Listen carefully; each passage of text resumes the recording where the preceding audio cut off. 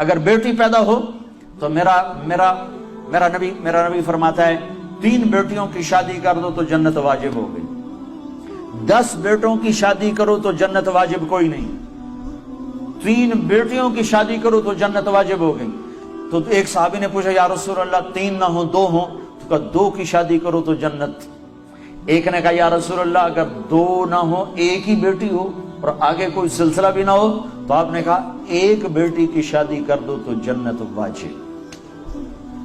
یہی بہن بن جاتی ہے، بیٹی سے بہن بنتی ہے، بھائی آتا ہے۔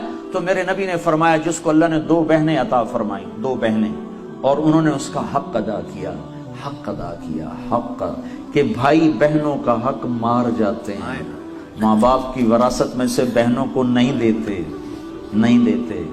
یہ ایسے ہی حرام ہے جیسے شراب بیچنا حرام ہے، جیسے سود کھانا حرام ہے، ایسے ہی بہنوں کا حق کھا جانا ایسے ہی حرام ہے، جیسے چوری حرام ہے، یہ بہنوں کا چور ہے، اس کی چوری کی جس کے ساتھ مل کے 1 چھاتی کا دودھ پیا، 1 تھالی پیالی میں کھایا اور پیا، 1 چھت تلے جس کے ساتھ زندگی گزاری، یہ اس کی چوری کر گیا ہے۔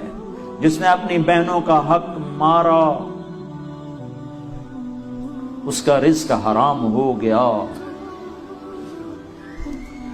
میں اپنے استاد صاحب کی خدمت میں جن سے میں نے تفسیر پڑھی، شہد لے کر گیا، 76-77 کی بات، برائمنڈ مرکز میں ہی مدرسہ ہے، مولانا جمشید صاحب۔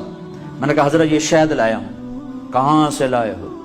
کہا جی میرے اپنے باغ کا ہے۔ میں نے کہا میں نے خود توڑا، باغ میں لگا تھا آم کا۔ میں نے کہا جی میرے اپنے باغ کا ہے۔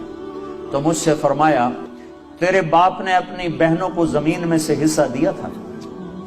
1 شہد کی بوتل اس وقت 10 روپے کی آ جاتی تھی۔ اور کتنا گہرا سوال کیا، یہ نہیں کہا ماشاءاللہ جزاک اللہ، یہ نہیں کہا تیرے باپ نے اپنی بہنوں کو زمین میں سے حصہ دیا تھا؟ اگر دیا تھا پھر تو یہ شہد حلال ہے، اور اگر نہیں دیا تھا تو سارا ہی حرام ہے، تو میں نہیں لوں گا، یہ مطلب تھا۔ ہاں بھائی تیرے ابا نے بہنوں کو زمینوں میں حصہ دیا تھا؟ میں نے کہا جی شکر ہے میرے ابا کی بہن ہی کوئی نہیں، ہوتی تو کوئی نہ دیتے، صرف 2 بھائی تھے، ساری جائیداد 2 بھائیوں کی، بہن تھی نہیں ان کی۔ میں نے کہا اچھا تو تیرے دادا نے اپنی بہنوں کو زمین میں سے حصہ دیا تھا؟ میں کہا میں جمعہ ہی کوئی نہ ہوں، اس لیے میرے کو کی پوچھی جانا، میرے جمن تو پہلے دی گل نہ پوچھو میرے کو۔ تو پھر ہنس پڑے، کہا اچھا ادھر رکھ دو۔ تو میرے نبی نے فرمایا جس نے بہنوں کو حصہ دیا، جس کو اللہ نے 2 بہنیں دی، اس نے بہنوں کا حق دیا، اور شادی کے بعد بھی ان کے سر پہ ہاتھ رکھا تو اس پہ جنت واجب ہو گئی۔ پھر یہ بیٹی سے بہن، بہن سے بیوی ہے۔